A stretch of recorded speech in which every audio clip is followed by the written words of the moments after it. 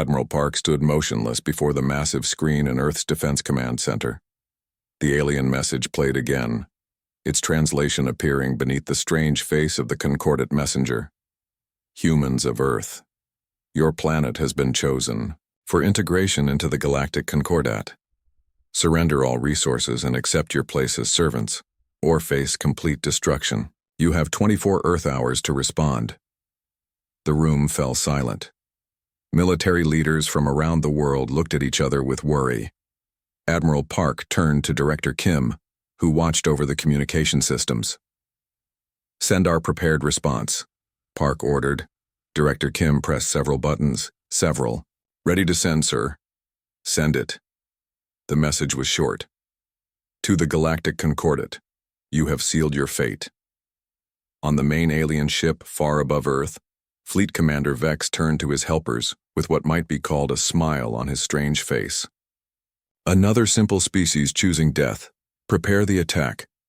What the aliens didn't know was that humans had been preparing for this day for many years. Earth's deep space listening stations had picked up alien signals long ago. Instead of sharing this news with the public and causing panic, world leaders had secretly agreed to work together. Admiral Park left the command room and walked down a long hallway to where Dr. Han was waiting. Dr. Han had been the first to decode the alien signals 15 years ago. "Have they responded yet?" Dr. Han asked. "No, but they will come soon," Admiral Park replied. "Are we ready?" Dr. Han nodded. "Our hidden systems are in place, the satellites are ready, and Protocol Phoenix can be activated at any time." For years, Dr. Han and her team had studied the alien signals, learning about their technology, their weapons, and most importantly, their weaknesses. Admiral Park looked at the world map on the wall. Small green dots covered the surface, showing the locations of Earth's secret defense systems. They were hidden in ordinary objects, traffic lights, cell towers, even vending machines. All were ready to send out special signals that could disrupt alien technology. "The public still doesn't know?" Dr. Han asked. "No, the agreement was clear. No one tells the public until the aliens actually arrive. We don't want panic." Just then, an officer rushed into the room. "Sir, our space telescopes have detected movement. The alien fleet is heading toward Earth." Admiral Park took a deep breath. "How long?" "They'll be in Earth orbit in 6 hours." Admiral Park turned to Dr. Han. "Time to tell the world, and time to activate our first defensive measures." Within minutes, emergency broadcasts began on every TV channel, radio station, and phone around the world. People learned that aliens were real, they were coming, and they were not friendly. But the broadcasts also shared something else: instructions. For years, governments had been preparing regular people for this day without them knowing it. Fire drills in schools, emergency response training, even video games. All had been designed to prepare humans for what to do when aliens attacked. In her small apartment in Seoul, Captain Na watched the broadcast with calm eyes. Unlike most people, she had known about the aliens for years. She was part of Earth's hidden defense force. She opened a secret compartment in her closet and took out a special uniform and communication device. Her phone rang. "Captain Na, report to your assigned position. It's time." Around the world, similar scenes played out as Earth's hidden defenders prepared for their roles. In space, the alien fleet approached Earth.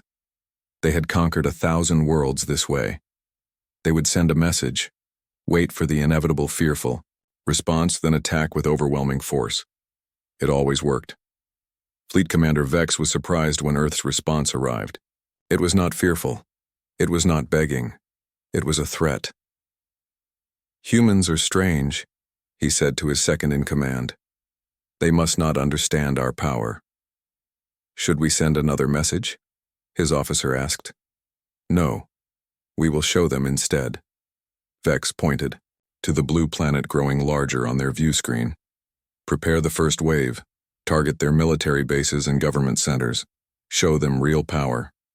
As the alien ships moved into Earth's orbit, they didn't notice the ordinary satellites that turned slightly to track them. They didn't detect the hidden bases coming online around the world. and they certainly didn't understand what Admiral Park meant when she gathered her commanders and said simply, "Let them come. The trap is set." The aliens thought they were starting a simple conquest. They didn't know they were walking into a carefully prepared battle with a species that had been expecting them for years. As their ships began to descend toward Earth, humans around the world prepared to fight back in ways the Concordat could never imagine. The first alien ships entered Earth's atmosphere, weapons charging. Earth's final countdown had begun. Dr. Lee had not slept in 3 days. The underground facility beneath the mountains had been her home for nearly a decade, ever since Earth's deep space listening posts had detected the Concordat's communications. She rubbed her tired eyes and looked at the large screen showing Earth with thousands of small dots blinking across its surface.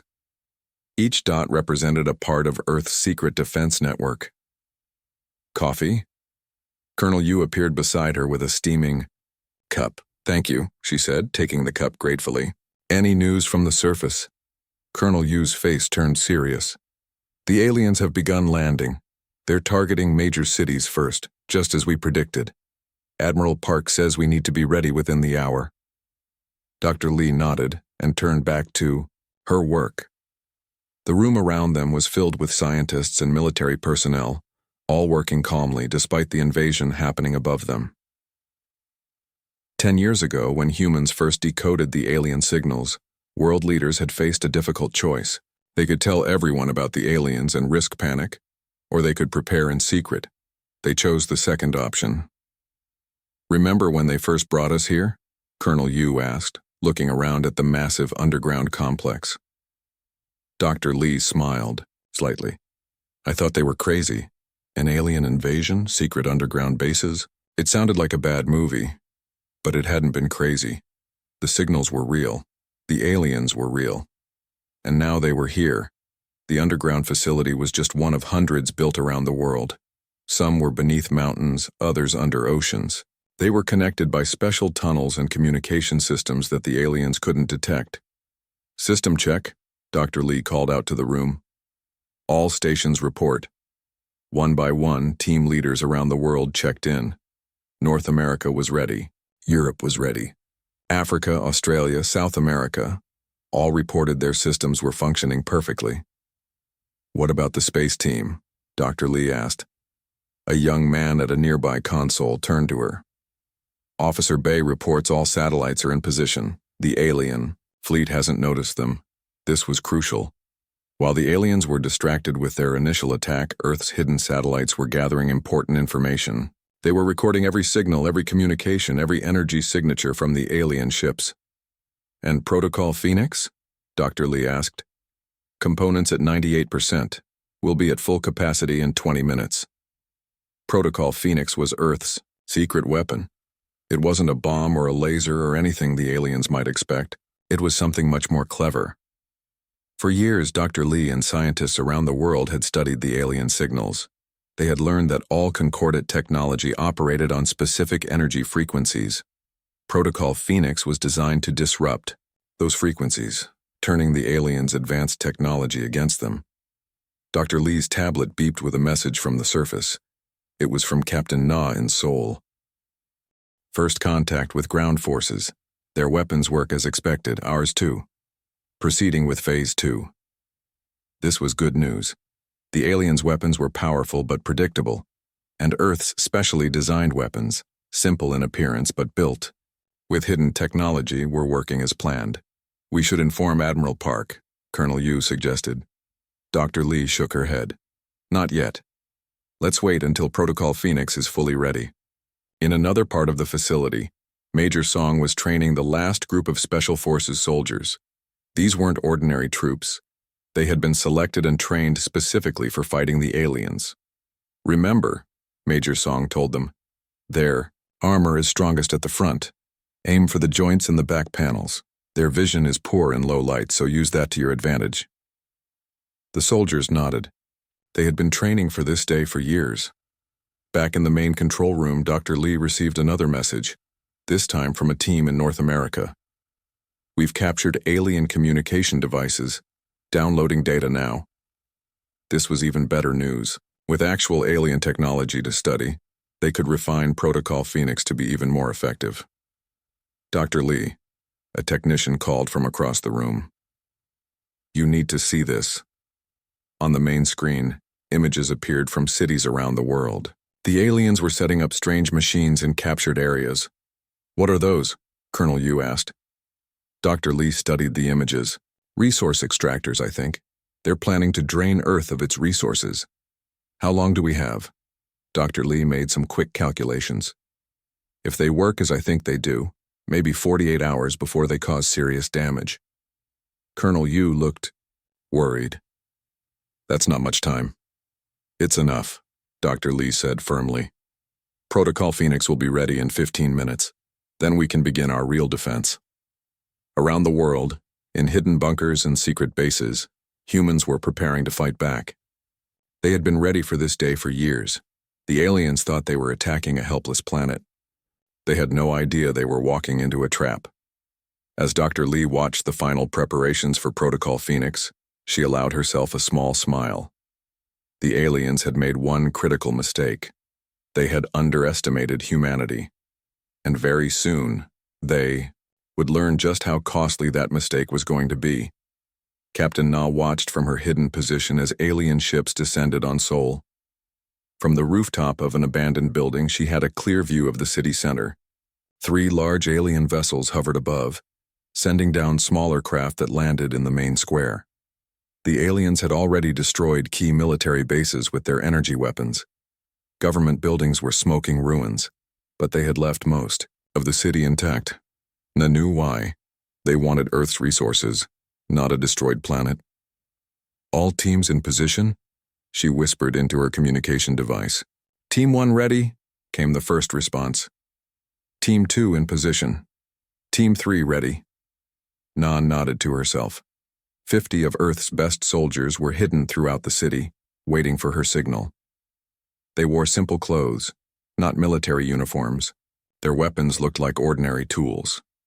Nothing that would alert the aliens. The first group of aliens emerged from their ships. They were tall, with gray-blue skin and armor that seemed to shift colors like oil on water. Their helmets had no visible eye holes, but Na knew they could see perfectly well. Their weapons were long and thin, almost like fishing rods, but made of some strange metal. They're setting up a command center, Na reported, watching as the aliens began assembling strange equipment in the square. Just as Dr. Lee predicted, Captain, civilian movement to your west, one of her team reported. Na turned and saw a family running from a nearby building. A mother, father, and 2 small children. They hadn't made it to the emergency shelters in time. The aliens spotted them too. 2 alien soldiers raised their weapons. Team 2, distraction now, Na ordered. Across the street, hidden speakers suddenly blasted music, an old K-pop song at deafening volume. The aliens turned toward the sound, confused. Na saw her chance. Team 3, get those civilians! From a nearby alley, 2 of her soldiers rushed out. They reached the family and pulled them to safety just as the aliens fired at where they had been standing. Good work, Na said. Now we wait. For the next hour. They watched as more aliens landed and began setting up equipment. Na recorded everything with a special camera that sent encrypted data to Dr. Lee's underground facility. Finally, her communication device beeped. The signal from headquarters.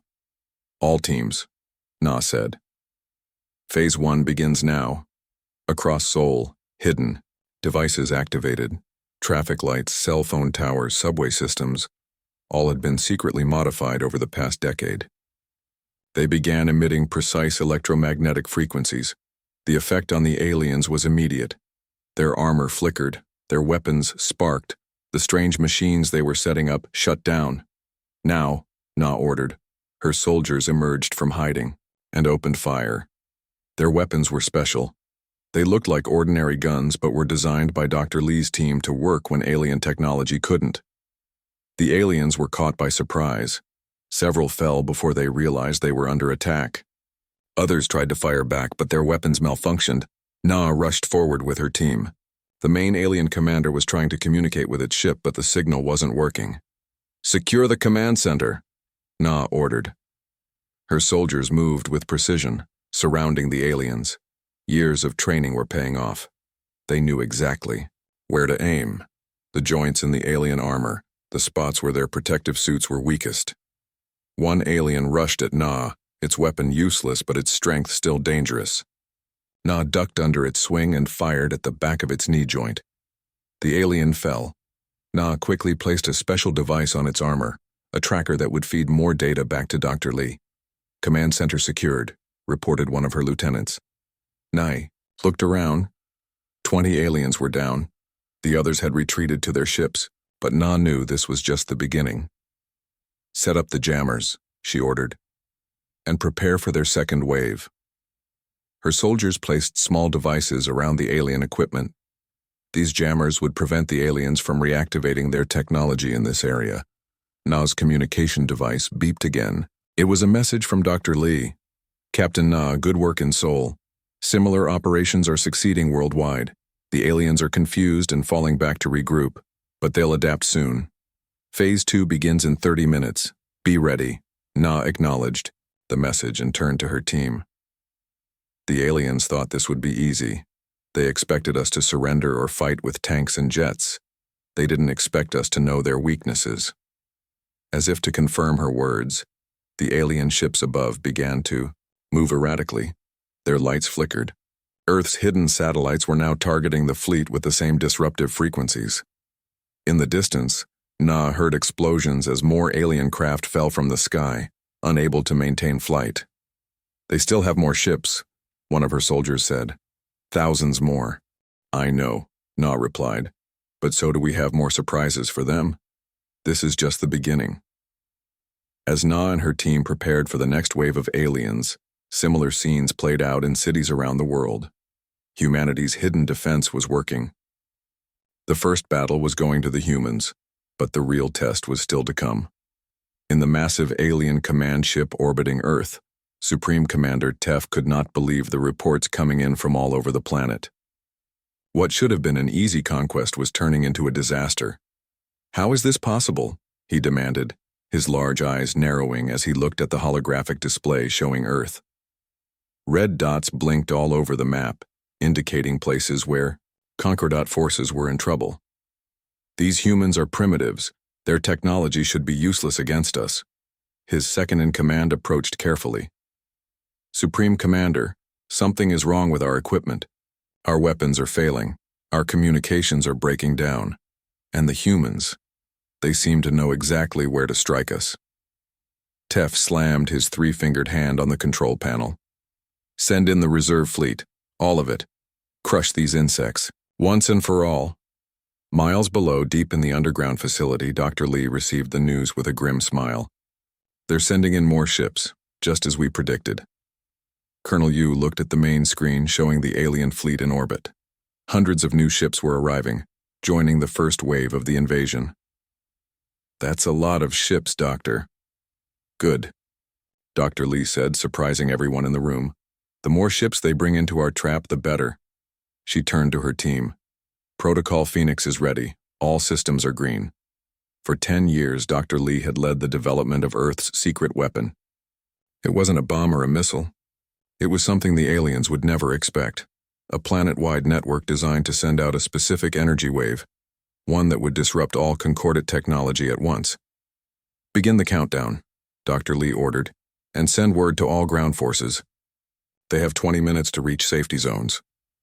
Around the world, soldiers like Captain Na received the message and began to move. In Seoul, Na led her team away from the alien landing zone and toward special shelters designed to protect humans from the effects of Protocol Phoenix. "Everyone inside!" Na shouted as her team ran into an ordinary-looking office building. But the basement of this building was not ordinary. It had thick walls lined with special materials. As the last soldier entered, Na sealed the heavy door. "Now we wait." In cities across Earth, similar scenes played out as human forces retreated to safety zones, leaving confused aliens behind. In space, Supreme Commander Tef watched with satisfaction as more of his ships entered Earth's atmosphere. "See? They're running away now.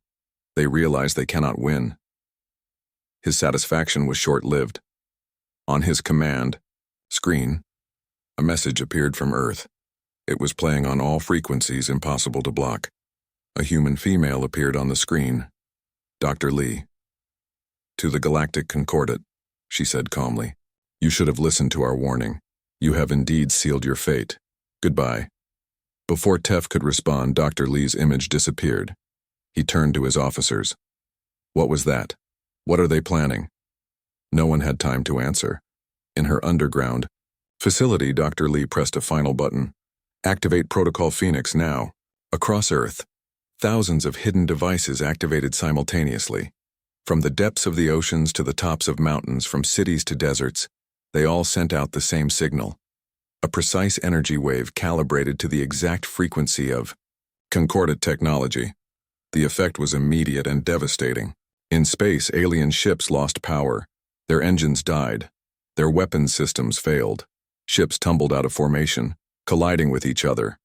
On the ground, alien soldiers watched in horror as their armor locked up, trapping them inside. Their weapons became useless pieces of metal. Their communication devices exploded in small bursts of energy. Supreme Commander Tef felt his ship lurch as the engines died. The lights flickered and went out. Emergency power came on, casting an eerie red glow across the command center. "What is happening?" he demanded, but he already knew. Somehow these primitive humans had found a way to attack the very foundation of concordate technology. "We've been studying you for years," Dr. Lee whispered, even though the alien commander couldn't hear her. "While you were watching us from afar, we were learning everything about you." 20 minutes after Protocol Phoenix activated, Captain Na and her team emerged from their shelter. The scene outside was chaos. Alien ships had fallen from the sky. Alien soldiers were helpless, trapped in their own armor. "Begin Phase 3, Na ordered her team. "Secure all alien technology before they can recover." Her soldiers moved quickly, collecting alien weapons and devices. They placed special jammers near downed ships to prevent them from reactivating. Similar operations were happening worldwide. This was the moment Earth had been preparing for, the chance to capture alien technology intact. In her facility, Dr. Lee watched the reports coming in. Protocol Phoenix had worked perfectly, but she knew it wouldn't last forever. The aliens would eventually figure out a way to counter it.